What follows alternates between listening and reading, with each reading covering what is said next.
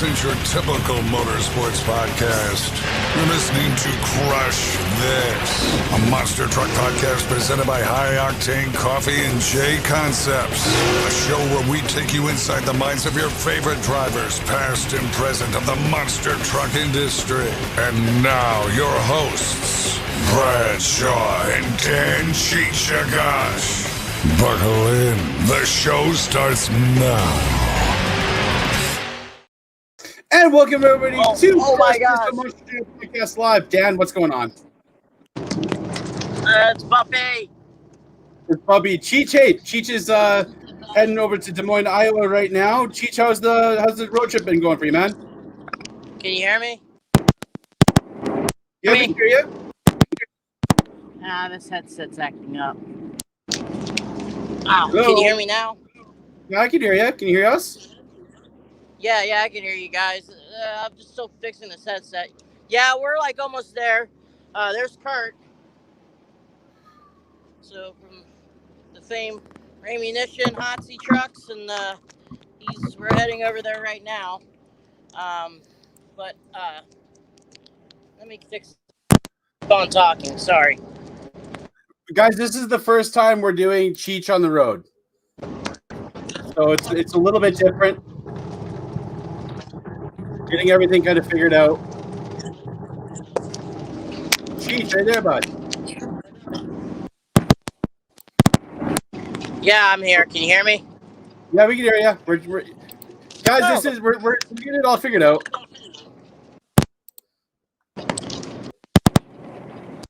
Okay. Hold on.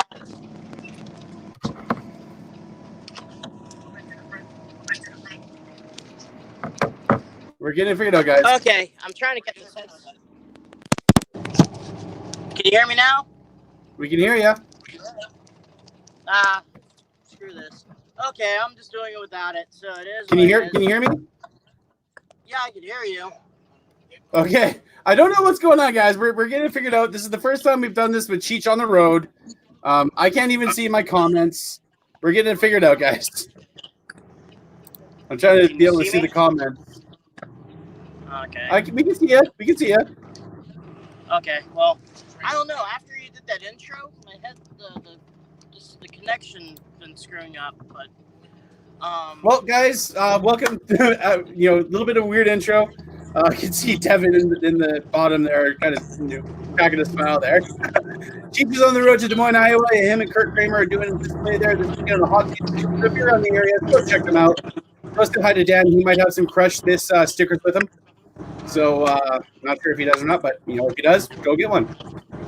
I have it still in Paxton. I haven't got it yet. So, thanks guys for tuning in. Kind of like I said, a little bit of an awkward start, but we're getting there here. So, Cheech, how's everything been going in your world, man? Just chat us up a little bit. Right now we're getting close to a dealership, and we're doing a display between 8 to 5 Friday and Saturday with our hot seat display truck. And where's my camera? There it is. Right there. I brought my hot seat RC truck that's going to be there too. I used to put pillows there just because the truck won't. Oh, gosh darn it. Cheech is a mess tonight, guys. Yeah, we're gonna meet some cool people and try to help promote the company and try to sell some, get them to sell some hot seats. So Yeah, if anyone doesn't know what a hot seat is, it's a really awesome pressure washer that does heat and cold water, but it's mostly known for its heat pressure washing, and it takes off a lot of stuff. Grum from the side of the house, tar, oil, sand, mud. They have different types of products that you can use to clean your vehicle, different nozzles, different stuff like that. Chrome out your rims, stuff in general. So if anyone wants to go to hotseat.com. They're celebrating their 50th anniversary too, so it's just pretty cool. Well, and speaking of sponsors, we might as well give a plug to ours. High Octane Coffee, J Concepts, Backchannel Productions, Obsessware helped us out with the original shirts. We also got JB Scale Graphics, Back Channel Productions, and Marty Garza, his book, Monster Truck Technology. And don't forget the T-shirt company. Yes, and we have T-shirts for sale, guys. BelowTheCollar.com/Crush This Podcast. That helps us out, be able to get some new equipment and do some other exciting things that are coming up, guys. Yeah, but don't forget, try to reach 25 sales, and then Brad can come out with a newer design. Yeah, 25 sales, and I can put some more designs out. So I have some ideas for some cool ones. And 25 for individual, or just 25? 25 in general. General. So every 25 T-shirts sold, you make a new design. Yeah. So cool. it allows us to have more slots. But anyways, let's get to our interview, guys. This gentleman is, one heck of a dude. He's a Christian. I want to put that out there. He's, I'm a Christian as well. That's why I love one thing about him. He's very, bold about that. He's one heck of a driver. There's a phrase that was coined, DMFJ. You could probably know what that means. It has multiple meanings. He is like the champion of Miami, Oklahoma, when they do the show there. He's from there. Ladies and gentlemen, Mr. Devin Jones and the Barbarian. Hey, what's up, guys? This is awesome. What's going on, man? Oh, great. So how's everything going in your neck of the woods there, man? Down in Miami, Oklahoma.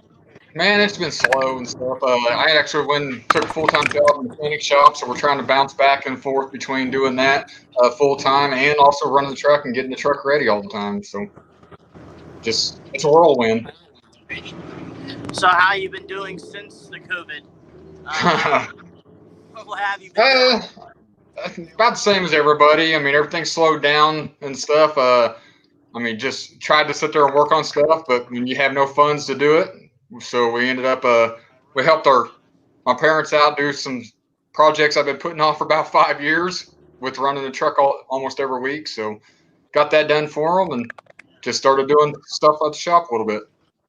So, last weekend you were out in Springfield, Missouri, doing a show out there for MAP Motorsports.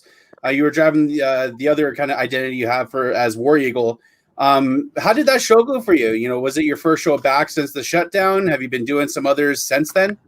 It was the second show since the shutdown. We did one in Green Valley, Missouri for the local speedway there, but the track was almost like a motocross track, so I really couldn't fill nothing out. I just got to put in a brand new Butler-built seat in it, so I wanted to sit there and kind of do some stuff.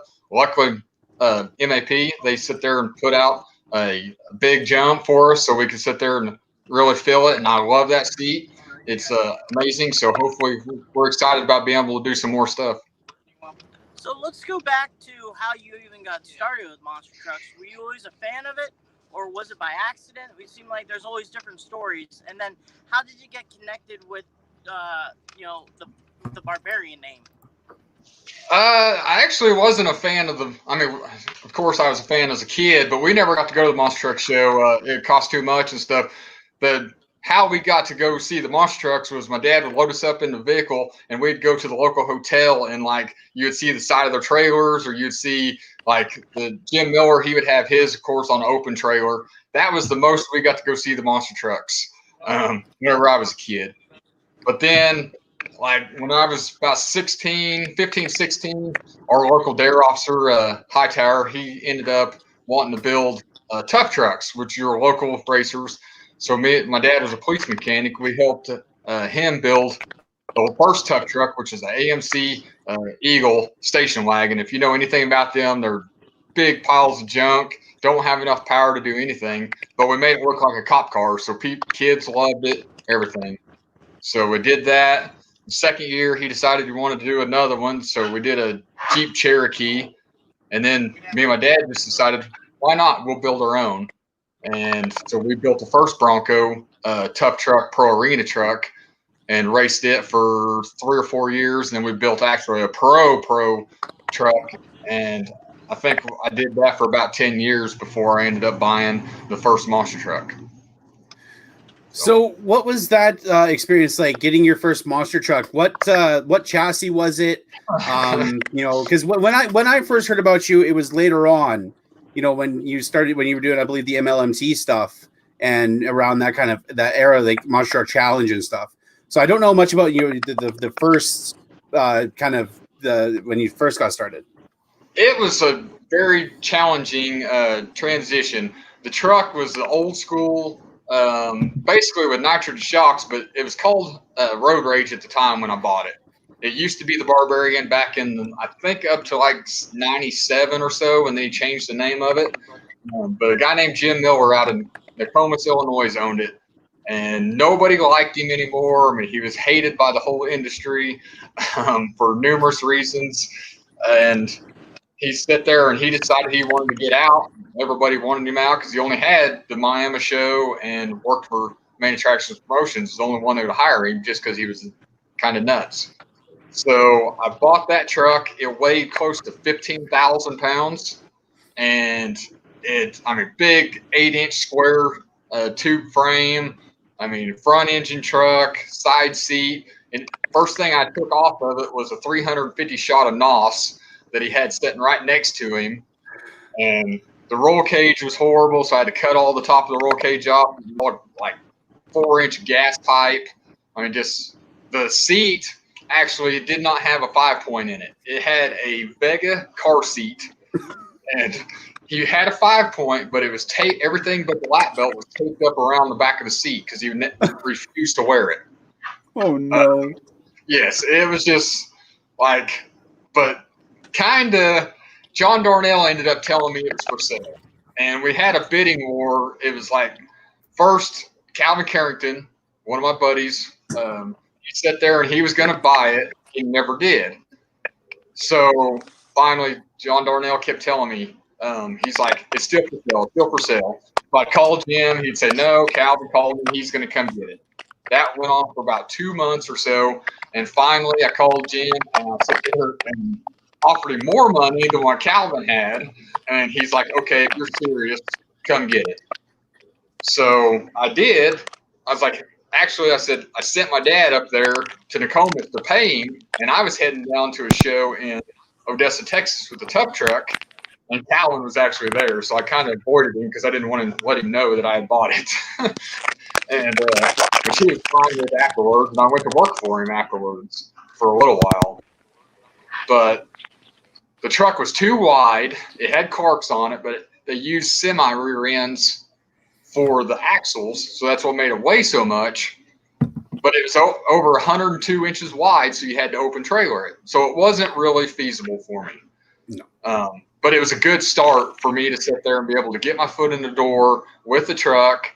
I think I only did shows for John Darnell, a couple shows with it, like Miami. I think I did Wheatland, Missouri, or one of them close to there. And I did like a couple shows for Brad Darnell, Monster Truck Racing League. And that was it. Man, Cheech? Can you hear me? Yeah, we got you. Okay. Well, after you got your truck and you did a few shows, I know you did a couple stuff for Checkered Flag Promotions. When did you finally got a chance to build the next chassis? Actually, I sat there and I didn't do anything for Checkered Flags. I mean, I only did maybe 3 or 4 shows with the Road Rage chassis, and then I immediately sat there and I bought a set of planetary axles and stuff from Glenn Bowling, and I sat there and just started building a new chassis, and it didn't take too long to build it, and then we sat there and rolled it out. I think the first show was like in 2007 sometime, so I only had the Road Rage chassis for a little over half a year. So when you had the Road Race chassis, did it come with the Barbarian name? And it was choosing the Barbarian name kind of like kind of a not like an homage to Jim Miller being and you and him being from the same area, or was it just what was the whole connection with the Barbarian name? I just didn't like the Road Rage name, so I'd asked Jim whenever I sit there and went and got it. I said, "Do you care if I use the Barbarian?" I mean, because it was back in the 80s, he ran it. And I mean, I thought it was a good name. Come to find out, it wasn't a very good. I mean, there was a lot of struggles that I had with running that name. Like, I mean, I didn't know what he had done. I'd heard stories and stuff, but I almost didn't get hired with Monster Jam for 2 years because of it. So actually, that's where the alter ego name come out. It's because I was actually my first show for Mosh Jam, and when Keith Speller sat there and contacted me, my contract was with the alter ego name, and then he ended up finally letting me run the Barbarian name because I was going to switch bodies back and forth between shows. Oh wow! So there was a little bit of some backlash. So you had to prove what you had to prove. Okay, so basically you had to prove to them that you weren't in any relation or anything to do with the previous Barbarian name. I mean, definitely. I sit there, I mean, Lionel Easor was helping me and stuff, but it didn't matter. I mean, it was a bad deal. He sat there and apparently threatened to kill about everybody in the industry and stuff. I mean, but I mean, once I sit there and got in, I mean, then they figured out that I have nothing to do with him, and I'm just running my own track. So you debuted the second truck, you said, in 2007, and was that like a breath of fresh air when you finally built your truck and you finally had something that you can compete with? Was that like just like a kind of moment? Yeah, definitely. But I mean, it sat there and it was a way different truck. I mean, rear engine, a lot of running curve. I mean, the thing was so short. I built it like 138-inch wheelbase, so it was so short that the thing would wheelie on anything. I think every week I had to shorten the bed sides more and more and more because I kept ripping them off whenever I would hit the cars. And then come to find out, I wasn't even. It was taking and hitting the A-B pillar and shoving the bed sides forward. It wasn't even because I was getting on into the wheelie bar. It was just crazy. And then we had motor issues, like just tuning it. Luckily, I had some great guys like Jim Kramer sit there and help me. Sammy Sturgis helped me try to figure out why the thing was running so bad. Because one week it'd run great, next week it'd run horrible. And then it just vice versa. So there's a lot of learning curves we had. Hey, I'm sorry. I may have to step out. This is something to do with my service. It ain't working right. It's crackling. And hey, we'll figure it out, Cheech. We'll figure it out, man. All right, I'm gonna try to fix this. If not, have fun. I'm sorry about this, guys. Hey, that's what it's like. Hey, you're on the road, man. It's understandable. All right, so it's just the Brad and Devin show. So you had a lot of kind of learning pains with the new truck being such a short wheelbase, and you mentioned guys like Jim Kramer and others helped you out. So what was the moment that everything came together? You had everything figured out. The driving. Like, what was that moment like when it was like, okay, everything's 100%, let's go? It was probably, I mean, at least 2 years in whenever I finally started getting everything. I mean, because I was having transmission issues, I was having motor issues. It just was one thing after another. We was doing a bunch of shows for Checker Flag. I mean, we did some shows for Danny Torsen and Ding Torsen and all of them, and took it overseas to Puerto Rico and as the Carlito Cool, the Puerto Rican wrestler truck over there. But it was probably 2 to 2.5 years before I finally got to the start click and where I could actually drive it and keep everything together. And that was the year that I think we ended up winning the championship. So it was like for Checker Flag, it was like 2011. So. And at the time, and like I said, mentioned earlier, the kind of when I started hearing about you was, when the Monster Blog was coming out with the stuff with MLMT and the Monster Truck Challenge and some of the CFP stuff. And that's kind of when I started hearing about you and everything like that.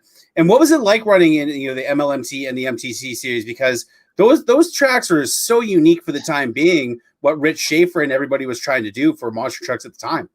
Man, it was awesome. But the problem I had is I was so under horsepower compared to everybody else. I mean, Rich Schaefer, for some reason, he loved me. And so we sit there and he would hire me to do these shows. He knew I was a great freestyle truck. But when you have like one of the first shows I went to, you had almost a 40-some foot gap that you had to clear from the over and under. And I mean, my truck did not have the horsepower to sit there and clear it. So, I mean, it was wild. I think that was in Las Vegas. But I mean, it was great. I got to meet a lot of people doing that. I mean, that's where I think I got to meet the Hall brothers and Nokis and stuff like that. I mean, it was awesome. Well, like the lineups that back then were awesome, for especially MLMT. You had you at the time, and you mentioned you were at that time you were under horsepower, so freestyle is kind of more your game. Then you had Andy Hoffman out there in Nightmare, and you had the Bigfoot Camp. You had Team Flame, I believe it was known at the time, of David Smith with King Crunch. It was such a unique time in monster trucks in that period. That was, I feel like, such a big boom for it. With the uniqueness of it. Yeah, we was definitely excited about it and stuff. And even I did a couple shows with the Pro MT with the tough trucks. I mean, and everything. We was excited about that because they were actually good paying shows on purse money for the tough trucks. But they all fell through, and I was hoping to be able to do that with the monster truck. But when they come out with the MLMT, and I mean, we went to Vegas, we went to Eldora Speedway, and we did a lot of shows for them, and a lot of these shows that was at NASCAR tracks that I would never get to go to otherwise. And that's, I think, spoke, like I mentioned, spoke to the industry at the time. They wanted to do something different, rather than the big shows that Monster Jam was doing at the time. It was something unique for the independents. So you built your second truck, or technically your first truck, your first tube chassis truck. And then, so how does that truck, and you said I believe it was 2011, you won the championship for CFP. What was it like running for CFP at the time? Because, you had guys like Bill Payne running there, Larry Swim with Bigfoots, so many great trucks at the time, Greg Witchenbach. What was it like running with a lot of those guys in that kind of thing? Because at the time, and still today, Ed Beckley CFP was, and still is a great company. They were doing lots of shows everywhere and gaining a big following at the time. Yeah, definitely. Well, anytime you can go against Bill Payne, which is one of my best friends and stuff, I mean, it's exciting. And we would try to outdo each other, and stuff. I mean, he raced so hard he would never lift. So you knew you had to sit there and not lift against him. But he would go out there and in wheelie contest and roll it over. And then he'd go out and racing and roll it over. He'd go out and freestyle. I think like one show, he told me one time that he rolled over like 11 or 12 times and stuff in like a week. It's like, dude, I can't do that because my truck, one thing, would not take it. But so you never could compete against him in any kind of freestyle. I mean, he would have that thing riding the bumpers everywhere. But it was awesome. I learned a lot from him, and he's one of the best builders now that I've ever seen. Well, I believe there's I think he said that you've driven one of his trucks or a time or two. And which truck did you drive? I drove California Kid. We didn't do so well with it. Well, actually, I drove it when it was deal breaker the first time because my motor was blown up and stuff. So I had let the truck sit at the shop, and he said, "Hey, can you come to Cape Girardeau?"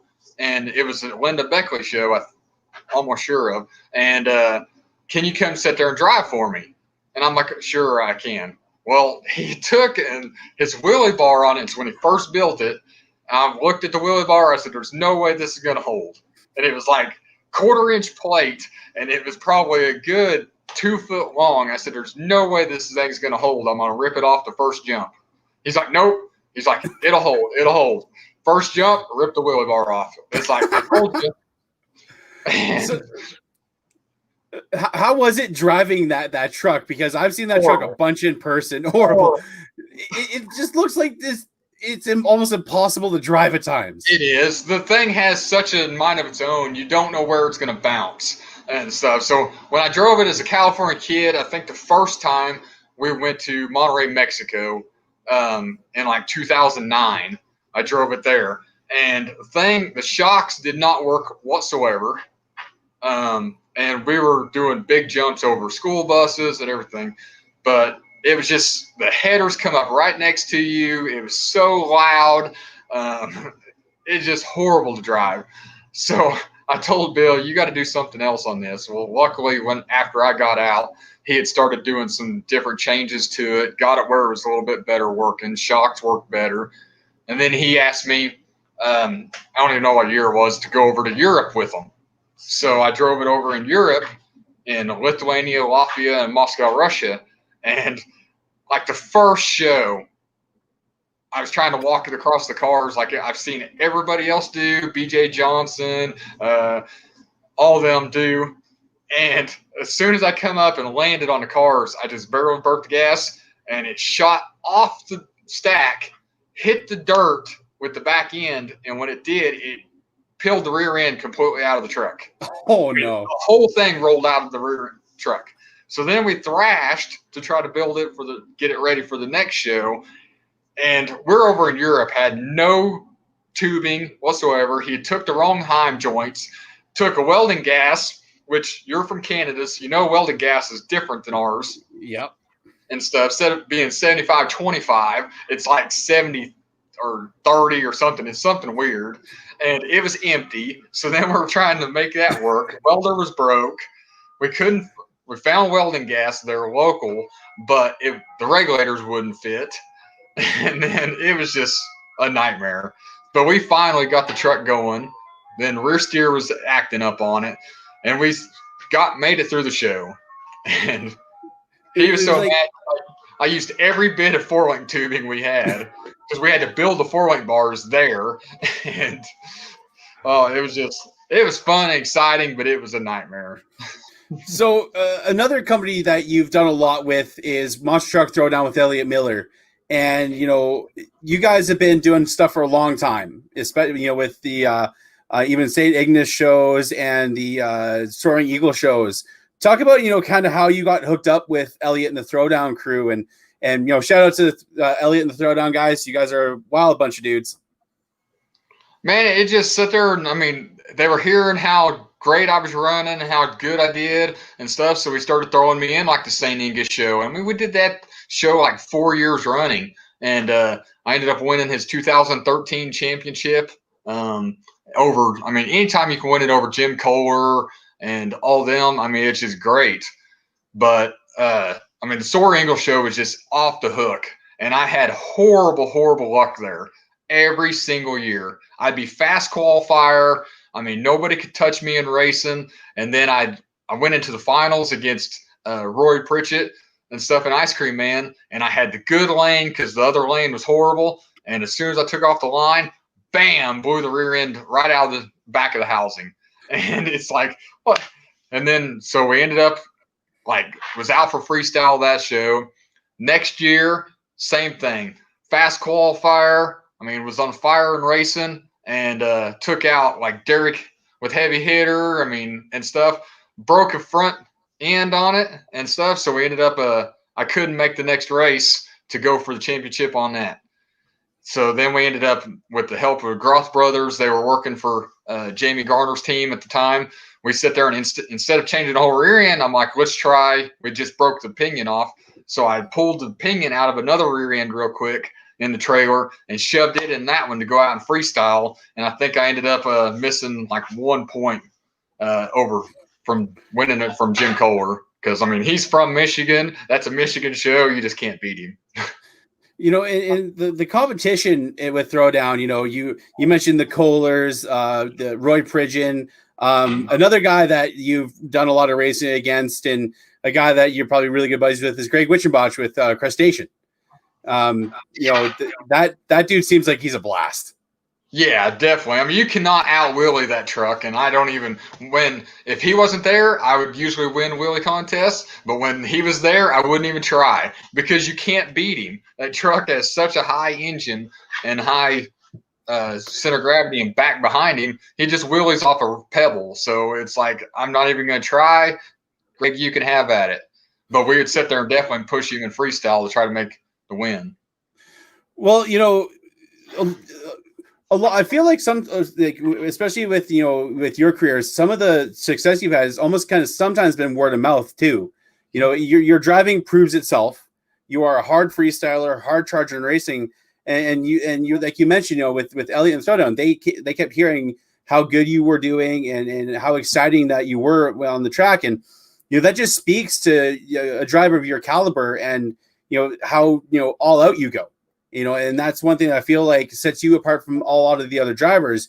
You'll push your equipment hard, no matter what. No matter who you're running for.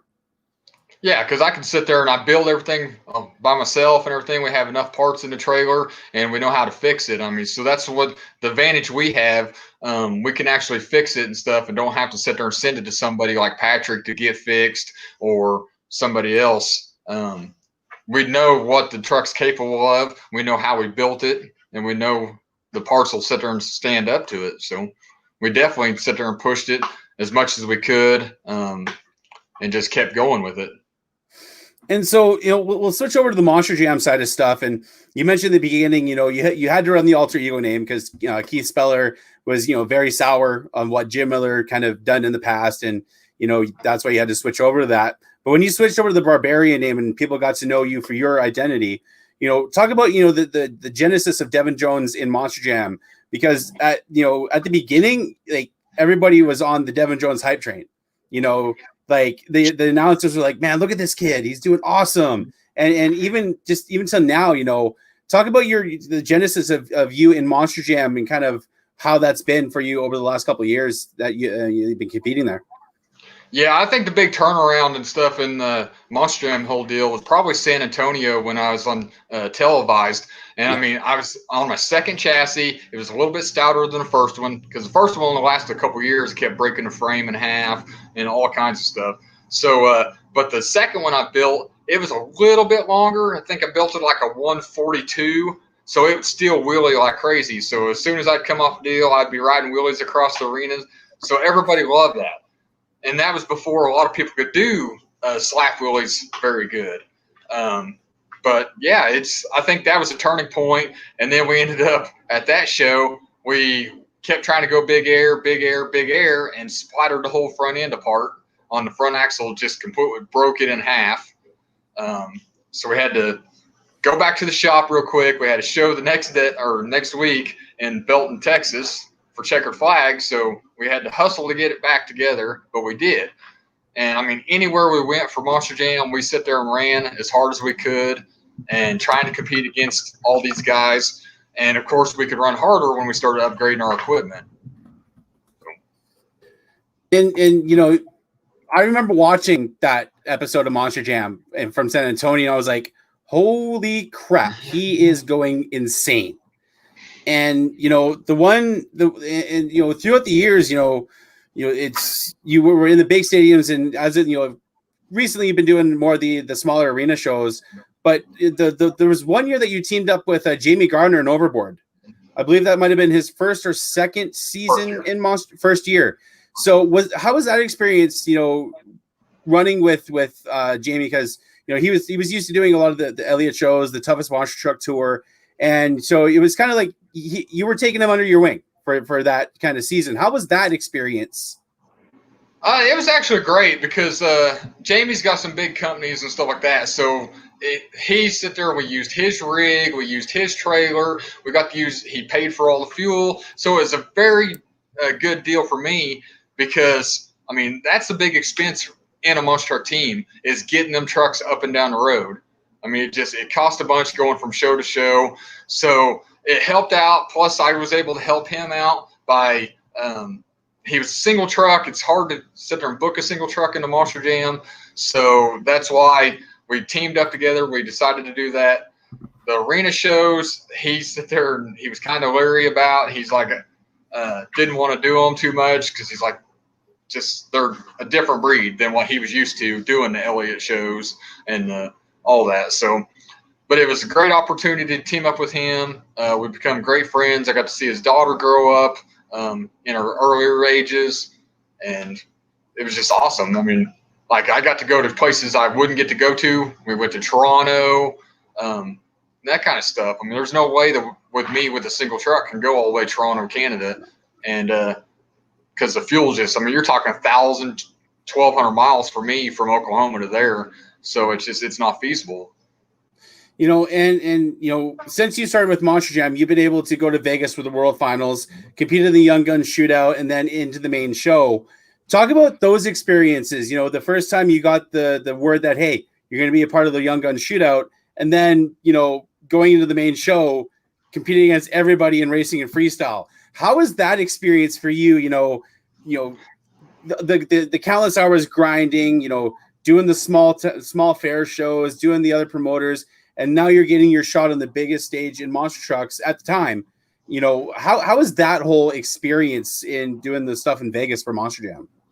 We were not ready the first year for sure. I mean, because the Young Gun shootout, I mean, trying to go down that track as fast as that was, the truck was just, I mean, all my wheels are bent. I mean, everything. And then the T case I had in it, it didn't want to cooperate. We ran like a couple passes, and it was just chunk of driveline.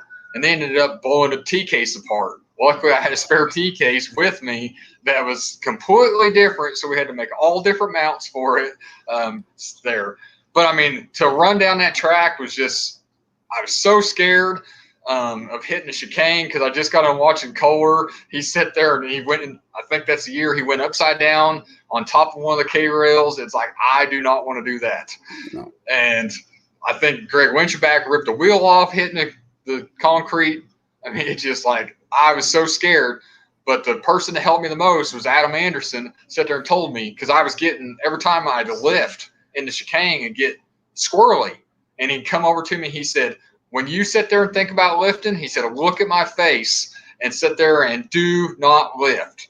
He said, let off the gas a little bit and then ease on the gas again. I mean, them guys are so awesome to tell me how to transition through that track. And then, I mean, when I got the call for the big show, it's like, wow. I said, here I am, an independent. Here I am, I mean, just basically doing everything I can. Really, we had a great year that year in some of the races. I think that was the year that I ended up winning St. Louis over Ryan Anderson. Yeah. Beat him in the finals and stuff on televised. So that was just awesome. And I think that's what got us to go to the big show. And then to do that, and then we ended up like freestyle. I had no idea, no expectations. Ended up, the truck broke early. It broke steering ram off, the end of it off. So I was sitting there just fighting it. And then it ended up lining up for the sea container. So I ended up saying, okay, well, we'll try it. Here we go. So we ended up doing the backflip and landed it. And then when it did, it ended up bending the front shocks on the Heims and stuff, so, and the 4-link bar a little bit. So I did a few more jumps, and then the shocks completely ripped off the truck. So is okay, I'll ask this then. Is it more nervous doing the hometown event or the world finals? which is more nerve-wracking? The hometown event definitely is more nerve-wracking.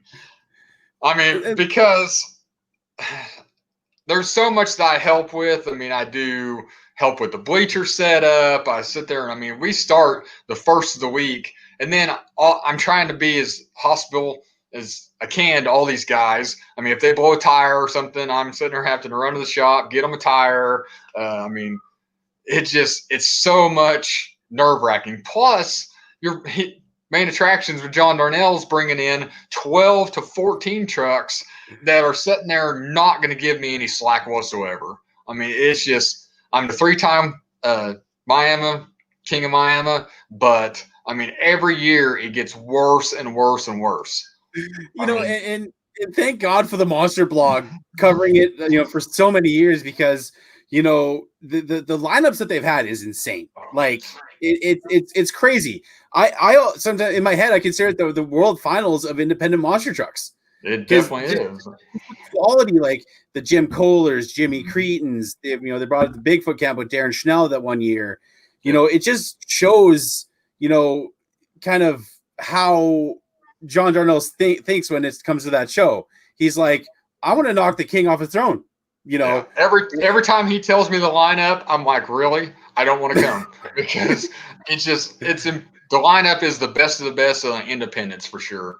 And that's, I mean, between Kohler's got 2 King of Miamis, I've got 3. Now Jamie's he knocked me off by like a half a point this last year. So they're all gunning for me again this year. I mean, it's just, we're sit there, we don't ever lift. We don't ever sit there and not want to be the king. And it just shows, how much that event has evolved, and the one thing I love about that is the racing course is a no BS, straight up, straight line drag. Horsepower gets you to the finish. It's reaction time, horsepower. Who has I get especially when they have like a container or like a bread van at the very end of the track, and we all know what happened that one year. Oh yeah. You got to have balls at a track like that. Yeah, definitely, because you sit there and are going so fast on that track that you just have nowhere to go. I mean, it's whenever Larry Swim sit there and hit that bus or whatever he hit. I mean, it sent him over, and I was watching him the whole time. I'm like, oh, this is going to hurt. And, I mean, I was against him, and he won, but I sit there, and as soon as I seen him hit, I'm like, this is going to hurt. So I immediately stopped, jumped out of the truck, went over, and I was the first one there to help him get out. I mean, it just, that if you're going that fast, something's going to happen if you bobble at all. So let's talk about the identity you've been running, when you ran in Springfield, War Eagle, which was a truck owned by Mike Barnes, I believe if that's the name I remember correctly. And, talk about, how that whole thing came about, getting that name back into the sport. Mike's my best friend. I mean, we talk all the time, and he sit there and he ended up going through a divorce and losing the truck through that, but he didn't sit there and lose the name. And so he always sit there and told me that he was wished that he could run the name for like Monster Jam and just make it a big name and stuff. So I sit there and I started thinking I needed a different identity because I go to Springfield twice a year for main attractions. And John was saying, you need a different identity. And we had already took the alter ego the previous year. He's like, come up with a different name. So I asked Mike, I'm like, do you care if I use the name and stuff? And he said, no, by all means do it. So, I mean, I always thought it was a great name. I liked the scheme that he had. So I took it to my vinyl guy. I said, I kind of want this, just kind of modernize this a little bit. So we ended up, he always had it on a Chevy S10 long bed and stuff. So we kept with the Chevy body, did it on a full size, and made it work. And as soon as I showed Mike, he loved it. And he loves that it's set there and the name's still out there that he created and that it's still going. So is that what prompted the switch from the Ford bodies to now the Chevy bodies, even with Barbarian? It fits better on the cage. Okay. The Ford body is so big that I built this latest truck to the Chevy body, and it's so much tighter. It fits in the trailer better. So we sit there, and that's what prompted us to really do it. But then that was the first truck that we did the Chevy body on, was that one, and then we did the Barbarian Chevy body. Well, now of course I got the Ford body chop top. We call it a Harper body because that's what it was. It was an outlaw body, and my body guy built it. And I was like, okay, I want to see if I can fit this on a rear engine truck, which everybody loves it, but it was a challenge to get it to fit because it's normally built for a front engine Tom Minch truck.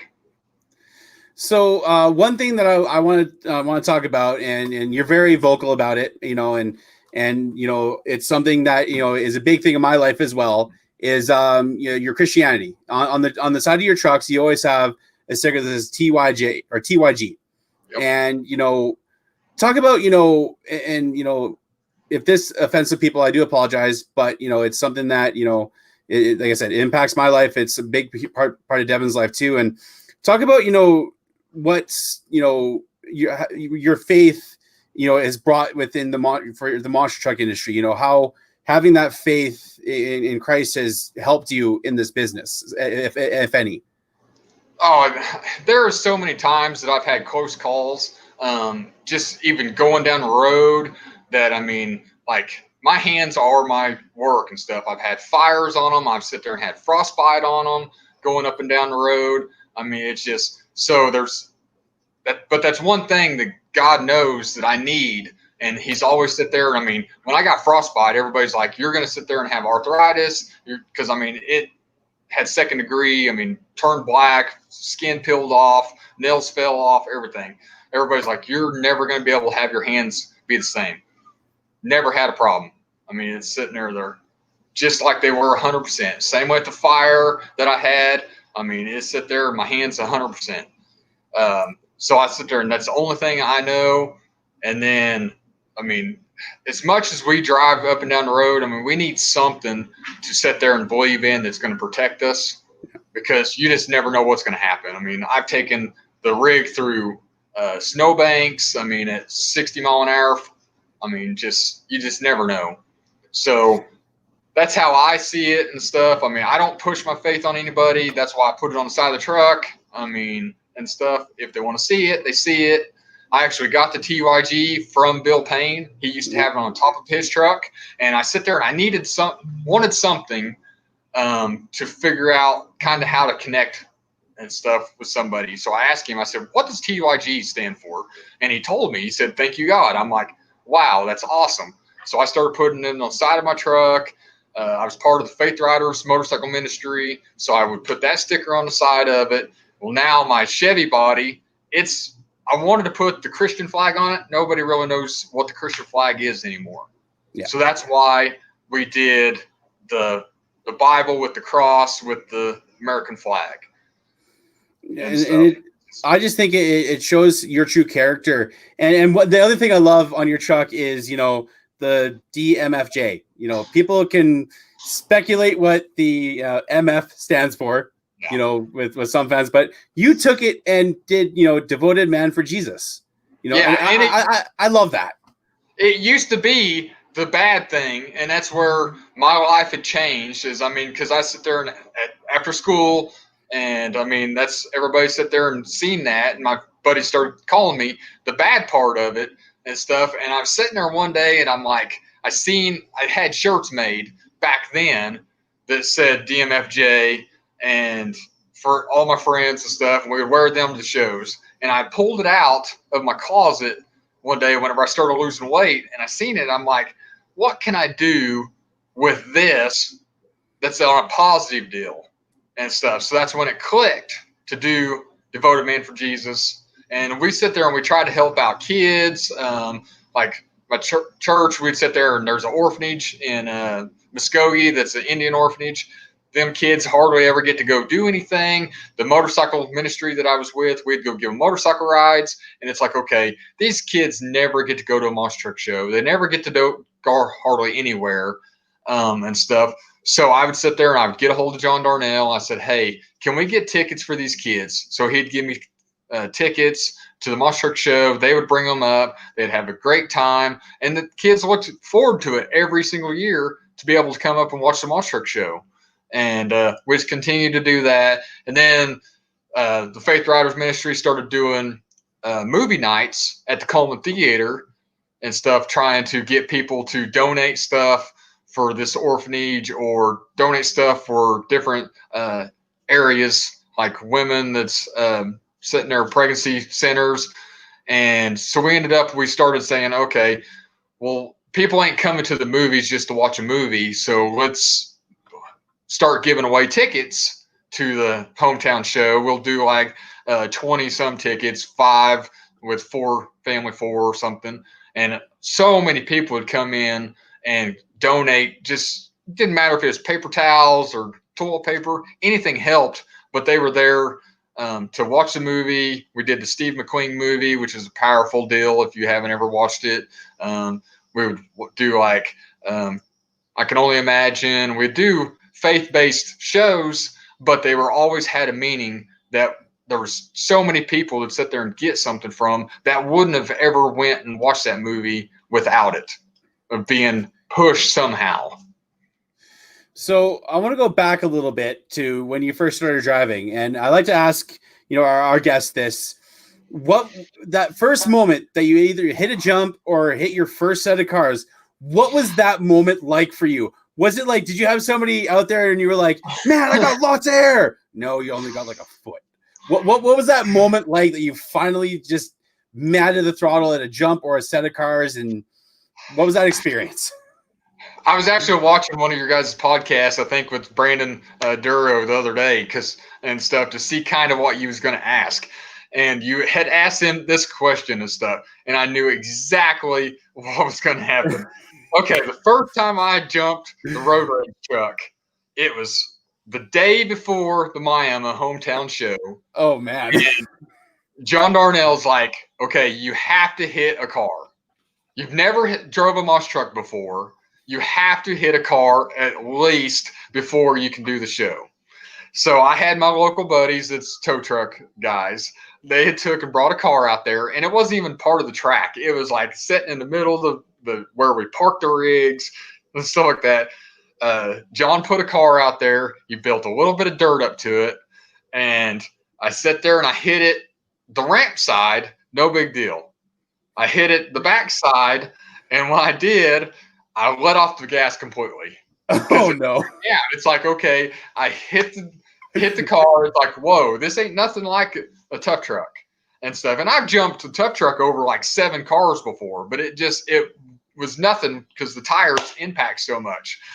And as soon as I let off, I landed, and I see the tire go boop and pop off and start rolling across the track. So I sit there and get out, and John's like, you let off the gas, didn't you? And I said, yeah, I did. He's like, you cannot, with that truck, every time you let off the gas and don't like land a little bit on the throttle, he said, it'll pop a wheel off every single time. And I mean, he's the promoter that he just knew because the truck would always do it. And that was my first experience of driving a truck, was I broke the wheel, the spindle off on a Karg.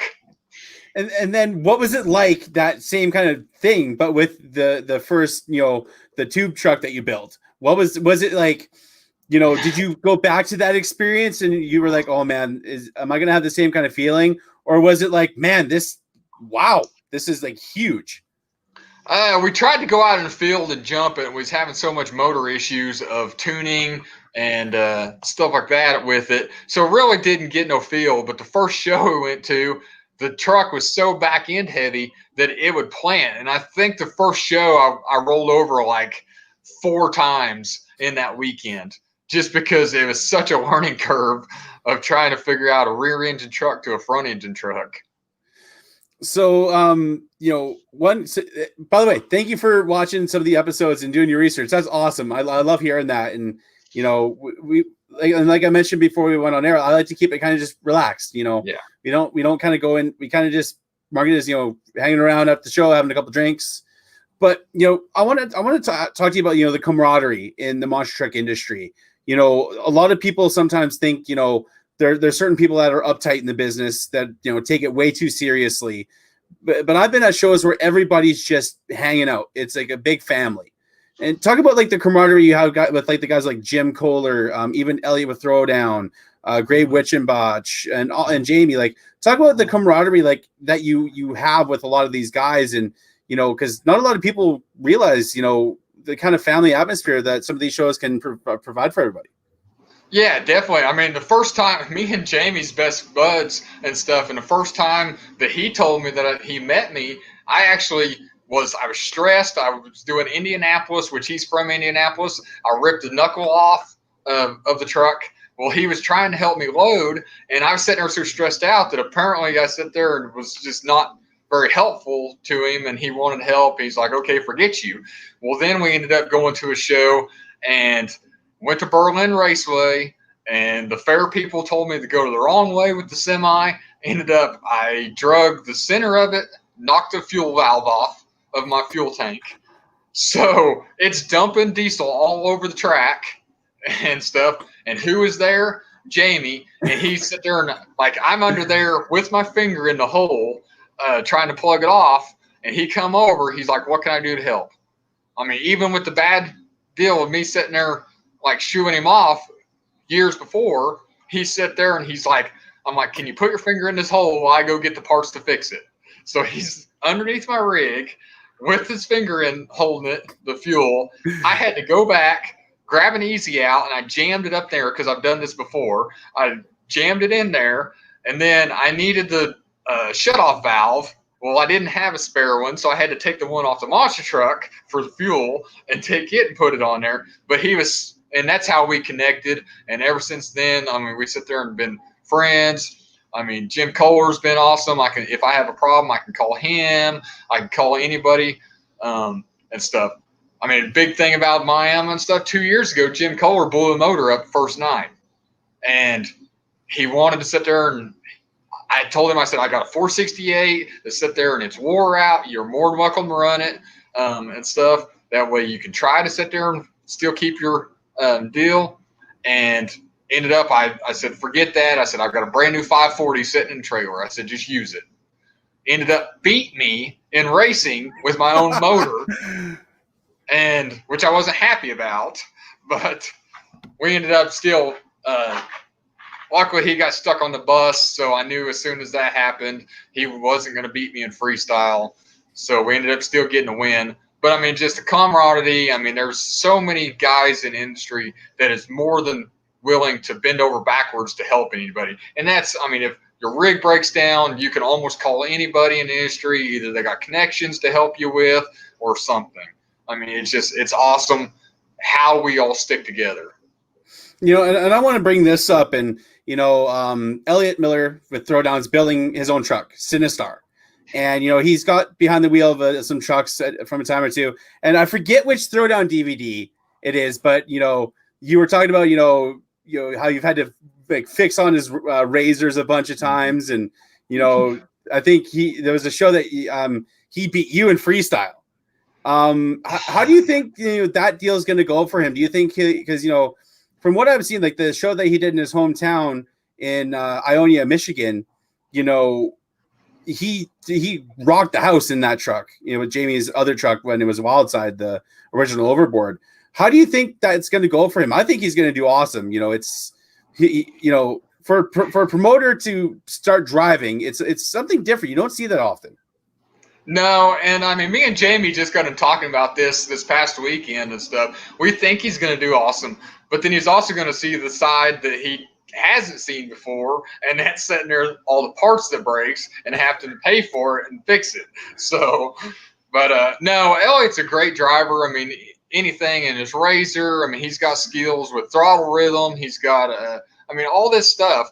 When he beat me in the freestyle, I'd only made 2 hits and broke. Just for the record. So, but no, we joke about that all the time, but, I wish him luck and stuff with his truck. I mean, it looks like it's a good piece. It looks like he's getting great axles under it and stuff. I mean, I know he's got shocks from Josh Garcia. So, I mean, he's putting a lot of money and time and stuff like that to make that truck bulletproof and everything. So I'm excited to see how he does with it. I just know I just know that you want to beat him. You want to get revenge for that freestyle loss. It happens and stuff, but yeah, I mean that show, it was a last minute deal. Jamie couldn't come, so he ended up sending Elliott to do it. I had to work on it to get the rear steer working after the first show, and then he ended up bending shock shafts and all kinds of stuff too on that show and stuff. So it's like, okay. But no, he runs everything hard, and I mean, I'm excited for him, and we'll see what happens, and hopefully we'll get to run against him. Oh, yeah, definitely. So you already know what kind of questions are coming up since you've watched. These are our typical questions. I don't have Dan to figure out where it is ranked on the list. I'll have to ask him later. But the first question comes from our buddy, Brandon Culpepper Sr. Shout out to Brandon. Good dude. This has been since day one. What's your favorite kind of pie? What's your favorite flavor? Oh, pecan, by the way. Pecan? Okay. Yeah, well, either pecan or buttermilk. I know a lot of people don't like buttermilk, but I've never heard of that. It's a custard pie. I mean, it's actually called custard pie, but it's a custard pie. And for Thanksgiving and stuff like that, I tell my dad, make me a buttermilk pie and make me a pecan pie, and I'm happy. Then you're golden. You're set. Oh yeah, definitely. So this other question, I don't know if you know Philip and Christian Norman at all, or if you've met the brothers. Oh yeah. Are you an eggnog fan, or you despise the stuff? Oh no, I love eggnog. My biggest thing, and what makes me gain weight the most, is during holiday season we have an ice cream shop, which is, it's pretty good size, and stuff around here called Brahms, and they have an eggnog shake. And like, I will leave the shop usually around 2 o'clock because I'm tired of working for a while, and I will run and get me an eggnog shake almost every day during that season and stuff. And I knew a guy that worked there at Brahms, so I'd keep asking him. He was my preacher's son. I'm like, have you guys got the eggnog shake yet? Have you got the eggnog shake yet? And he's like, you're the only person that I know that likes that thing. It's like, But yes, I love eggnog. It's like, you can't have it's like, my day is not going to go good until I have that eggnog shake. Oh yeah.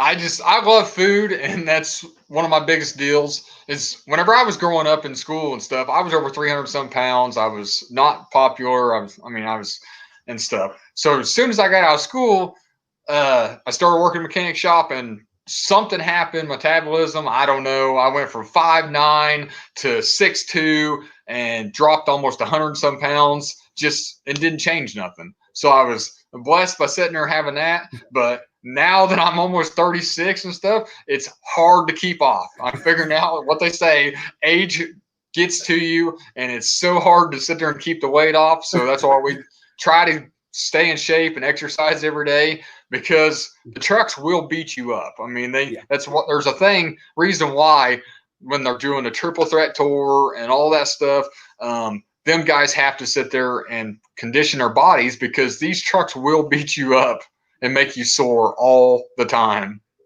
I can understand that struggle with food. I'm a big dude. I love food. I can't help it.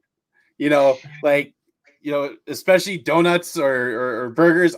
Especially pizza. I can't help it, man. Cheese is my worst nightmare. Oh my goodness! If I go to Wisconsin, I'll usually buy 5 or 6 blocks of cheese because I'm in Wisconsin. For me, it's like deep fried mozzarella sticks, man. That's like a just evil thing. So another thing we like to ask is rental car stories. This comes from Monster Truck Radio back in the day, Jeff Richards. Do you have any that you could tell us? Any funny moments that you've witnessed or been a part of? Oh, you really want to know this? Yep. Witnessed the first time I met Dennis Anderson and Tom Mintz. Oh, here we go. This is gonna be good, guys.